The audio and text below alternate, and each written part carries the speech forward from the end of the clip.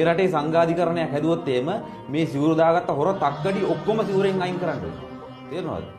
ඔක්කොම අයින් කරන්න ඕනේ. 99% තක්කඩි ඉන්නේ මේක ඇතුලේ. සිවුර දරාගෙන ඉන්න සංඝ ශාසනයේ බුදු ශාසනයේ 99% තක්කඩි 99% තක්කඩි වලගීමේ කියන්නේ. 99% ඔබ වහන්සේ කරන දේ කරනවා. නැත්තම් 99% කරනවා. 101% ඒක බරපතල කතාවක්. බරපතල කතාවක් තමයි. ඒක තමයි ඇත්ත. මාතුලින් ලෝකෙට විද්‍යාමාන ඕනේ ඇත්ත.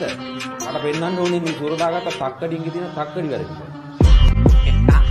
ගෑවට සිව්වල්ලට හැමෝම වෙන්නේ නෑනේ රා සාගරේ වගේ තියෙන බන කට පාඩමෙන් කිව්වා පන්සලේ පින් කැටේ පුරවන් යාන වාහන ගන්න සම රහත් පියාගත් තුඟක් කටේ වෙට්ටු දානවා තාම අදා කල්යාණයි මල්යාණයි බුදු සාදු රට බාරයි හැන්දෑවයි රෑබෝ වේ දන්සල් බෝලින් ගොඩවේ අම්බානක කුණු හරපයි බන්න තිබ්බේ වෙන තැනකයි බිස්නස් නම් හැම තැනමයි ලෝක විනාශය අතල